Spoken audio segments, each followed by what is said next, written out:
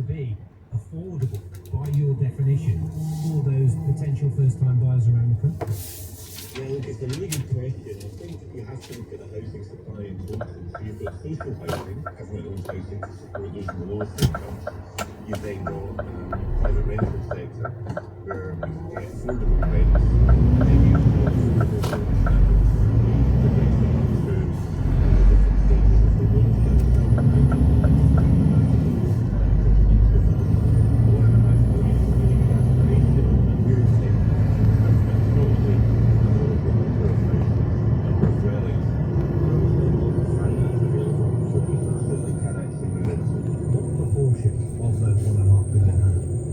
should be affordable for a first-time buyer? Well, look, for first-time buyers, I think we're talking about over a third of those homes being available and affordable. And the reason for that is these stats suggest that if you already have a home, it is much easier for you to progress up to a scale up, if you like. So the biggest, most acute problem that we see through these statistics is very much for the first-time buyer market. So the more that we can have affordable homes for first-time buyers, but we've also got to recognise affordable homes for those people with families that perhaps are starting to struggle with their existing homes. Stuart, thank you, Stuart, Chief Executive of Skipton Group. Sean, thank you very much indeed. 26 minutes past 6. The real question is that which sports campaign did you listen to? What did you watch? Carthy was here doing the whole actually.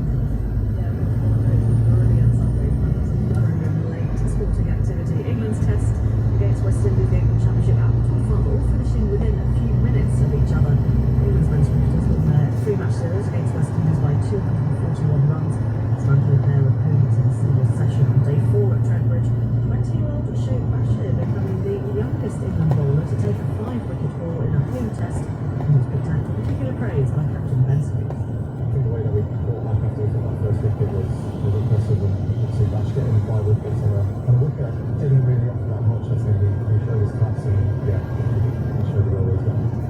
Rose was settled for second place at Golf the Open yesterday after a fascinating final day at Royal True. America's Alexander Schauffele held off the challenger Rose to win his second major title this year, winning by 2 strokes and less. It's philosophy, briefly being in the lead.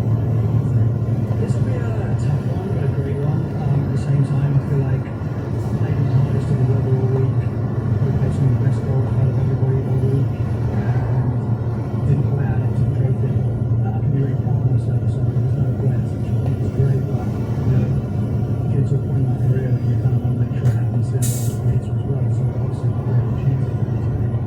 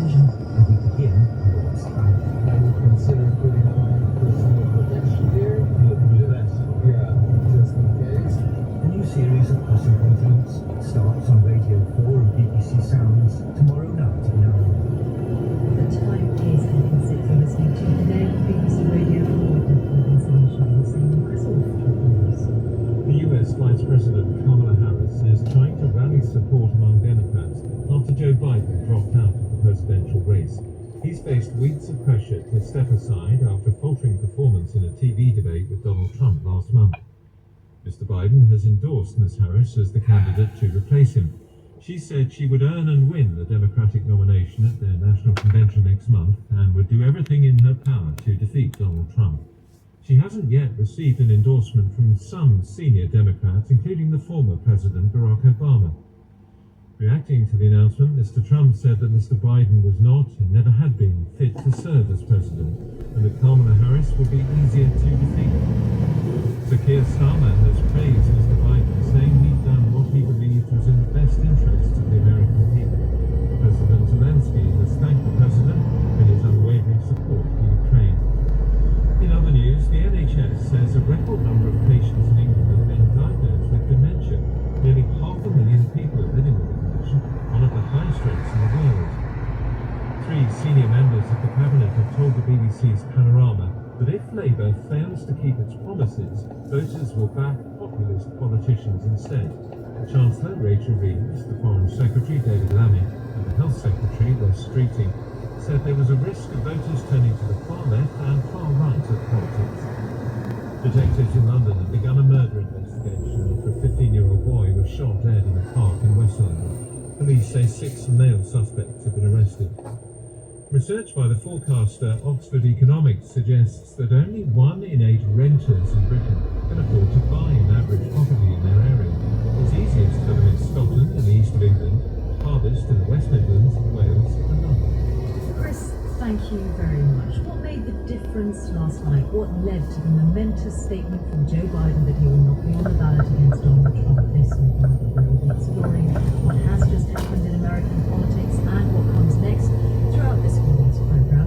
First on North America editor Sarah Smith on what led to the Biden decision. Yes, of course, in his beach house in Myrtle Beach in Delaware, isolated since he was diagnosed with COVID earlier last week, but he summoned a very small number of his closest advisors around him.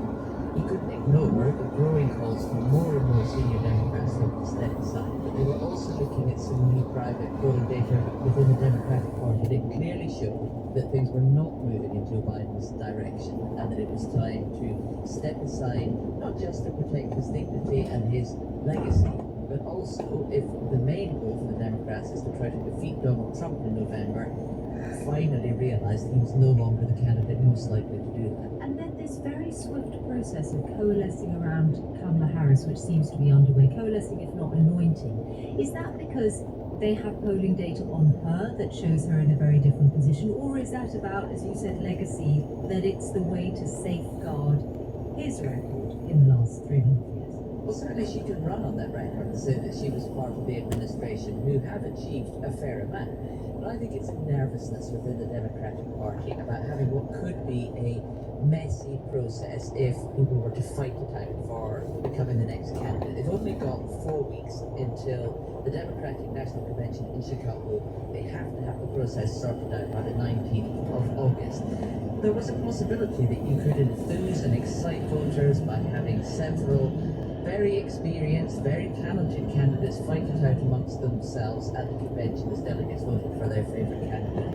But the party, I think, has clearly decided that uniting around one candidate, and if you were going to do that, it pretty much had to be the Vice President Kamala Harris, is the safer way forward, because it looks very coordinated. The huge numbers of people who are coming out and offering their backing to Kamala Harris very, very quickly after Joe Biden had announced that he wasn't running again. Does it look like she can beat Trump? What is that feeling like? Well, to this point, is slightly better than Joe Biden's in the public polls that we have seen. But still a little bit behind Donald Trump, either nationally and also what really matters in the 6 or 7 absolutely key swing states that will make the difference. But Democratic operatives would argue that's before she's launched a campaign. She's been a fairly anonymous, behind-the-scenes vice president. That may count against her to a certain extent, but if she has millions of dollars behind her and a national stage in which to put together a campaign, which presumably she has been thinking about for a number of weeks, it's possible that she could grab the attention as a younger, fresher, more exciting candidate and change people's minds. And maybe the other people who could have challenged her for it, the governor of Michigan, Gretchen Whitmer, the governor of California, Gavin Newsom, Josh Shapiro, the governor of Pennsylvania, they've all put their weight behind her. They're clearly not going to challenge her for it. Sarah Smith, thank you. It's 25 to 7 now. The Prime Minister and his predecessors were quick to come out publicly to praise Joe Biden after the dramatic announcement. Behind the scenes, of course, they'll be calculating what it could all mean for the government, for British politics. Doing some calculating of his own. Henry's a chief political correspondent. What do you think? There's some part of it's not change for shocked about it, shocked to any of us that this decision might be taken. But here's the other thing with everything they've done to the results spent months working for diligence with Democrats team. Of course, they are the people who seem to integrate with the Democrats. Now, it's a big controversy as well. This is not the only thing. Just a couple of weeks ago, and now it seems that he may have forged a relationship with Kamala Harris, currently the Vice President. Worth noting, I think there are some striking similarities between the two of them. We've talked a lot about American politicians being hard, there is a lot of British politicians at the moment. But Keir Starmer and Kamala Harris are almost exactly the same age, just 2 years apart. And they both built political careers off the records as prosecutors. While Keir Starmer was director of public prosecutions here, Kamala Harris was the district attorney of San Francisco and the attorney general of California. Of course, all of those commonalities might mean nothing if Keir Starmer and Donald Trump find themselves as the guardians of the special relationship campaign. Keir Starmer, of course, don't have to worry about events back home. Interesting that yesterday, the Chancellor made it pretty clear there is money to pay more for teachers and for doctors, but at the moment, at least, is not more money to lift that very controversial two-child benefit cap, which was subject potentially of yeah, as you say, a pretty clear direction of travel from Rachel Reeves in interviews with Laura Prinzberg over the weekend. She made pretty clear there's going to be above inflation pay rises for public sector workers, but we don't yet know whether that will be 5.5%, but we understand that pay review bodies have recommended. This two-child benefit cap issue is falling for Keir Starmer, though. There's an amendment that's being tabled by some Labour MPs, about 19 of them, who potentially, though not definitely being selected for debate on the King's speech today. They want the two-child benefit cap abolished. Even if it was debated, even if there isn't any, Keir Starmer's got a voice for God, is not going to lose the voting list. But the question, which I think is unknowable at this point, that we will begin to learn, to get used to a government with a majority of this size, what damage does any potential rebellion, if it just remains an amendment rather than money, mean for the front? I don't think we know yet, but it's possible to find out.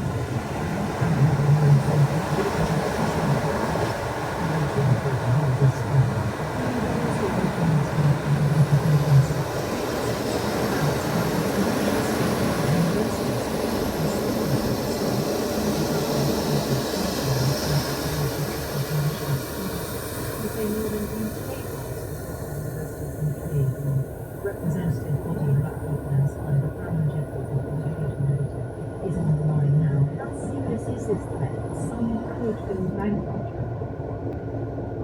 It is serious. 40% of universities in England, and we're talking about England only here, are predicting deficits in the coming year.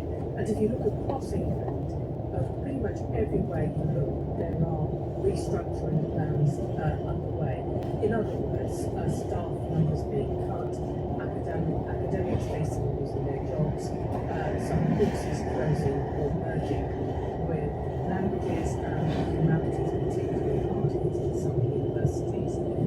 Whether or not they will all manage to restructure to keep ahead of the financial squeeze coming from the fall in international students and the frozen fees, and the whole set of circumstances coming together is very hard to say. But I have been told that 3 and 4 institutions are in a very, very tricky place, and it is unknown whether or not they will be able to get their finances in order to avoid effectively insolvency. Yes, but this has been a long-running problem, hasn't it, for the fact that fees have been frozen for so long, and that at a time of high inflation.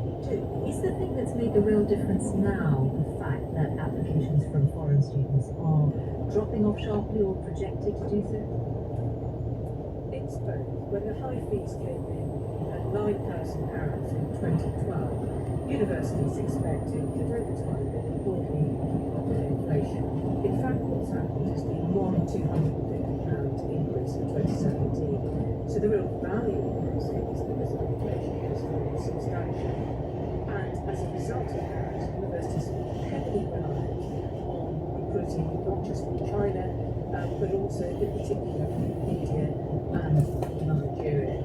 Now, that recruitment took a big hit at the beginning of this year when postgraduate students coming to the UK were no longer able to bring their dependents, and also other circumstances. The currency devaluation in Nigeria has hit some universities that were recruiting from the burgeoning middle classes there very, very heavily indeed, showing the volatility of their finances when they were exposed to international recruitment. Brendan Jeffries, Education. It is now 19 minutes to 7, so people will say those words by quiz, by feature on the front pages of every newspaper. Inside, there's the analysis of what's happened and what is to come.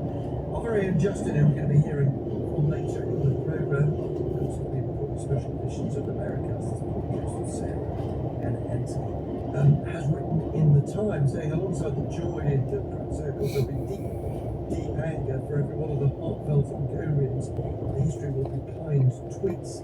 There'll be a private bashing of heads against walls. Why did you do this to us, Joe? Inside the Daily Mail, Andrew Neil reminds us that Kamala Harris now being praised, of course, by Joe Biden and by his supporters has not always been treated in that way. Harris, he writes, has been a lacklustre, often embarrassing vice president who rambles in meaningless word salads, laughs annoyingly at the most inappropriate moments, and has no achievements to speak of. He points out that the Republicans gave us a taste of what's to come in a TV commercial at the weekend, dominated what they call cackling fun, focusing on her inability to do anything about one of the biggest issues in the election, the chaos of American border next. And Alistair Bowden, who's on the front page of The Guardian, says that Joe Biden has just about left enough time for Democrats to leave a home and it's all in the morning by the Congress convention. In Chicago next month, the question about whether she can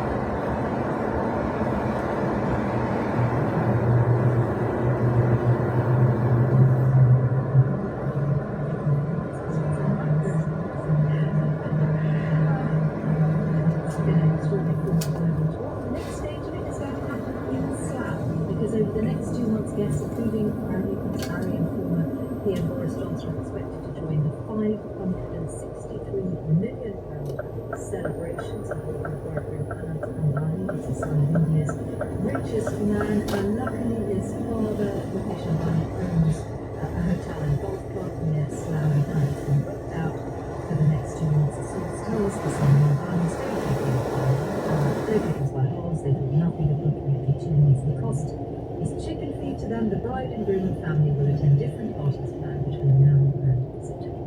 When you say inside, it's sort of like a palace, actually. It's sort of in the vague vicinity of Slough. Yes, true. It's just worth having the story to be reminded of Boris Johnson's dress sense, isn't it? Oh yes, I see what you mean. Yes, there's a picture. Yes. Others, they of course. It is coming up to 7:15. Just Tom Harris is trying to build support with the Democrats for that. It's not true. Loud as always. A new two-part BBC podcast is exploring the expansive land conjured up by the slogan "From the river to the sea," 90-kilometre distance from the River Jordan west to the Mediterranean. To make it, reporter Tim Pure has travelled through Israeli and Palestinian communities, including in the occupied West Bank, where there are settlements considered illegal under international law, and Palestinian towns, villages, and hamlets of farms and shepherds. This is Al Farisiya. This is Al Farisiya, where we're going to stay. So this is just off the road, and basically this is just shelters underneath billowing plastic sheets. It's home to 12 Palestinian shepherding families, including Abu Khairi's. He claims Israeli settlers have now also acquired sheep, aiming to grab his land by grazing their animals in the same place.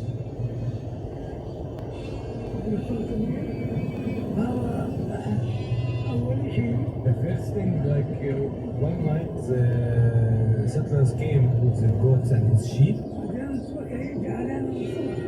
Later they came with his materials that's making a coffee, and they entered to the animal's house.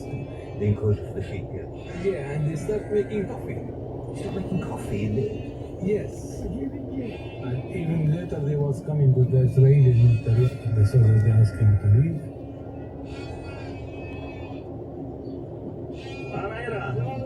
There's more other different ones. I think we arrive now in jeans and boots. Israelis. Hello. My name is Meila Ashel, and I'm a Jordan Valley activist. It's an ad hoc group of about 200 people. Our main goal is to help the local communities stay on their lands. Maybe our presence is intimidating the settlers that are contemplating coming here to harass. So you're going to stay here all night? Yeah.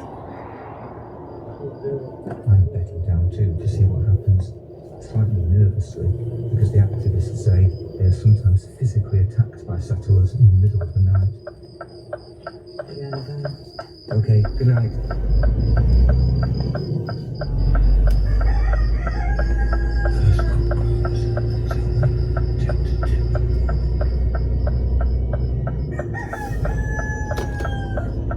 That night, only roosters disturbed us. The Palestinians say that settlers with herds have taken over ever more land since the start of the war in Gaza, mostly in the large part of the occupied West Bank known as Area C.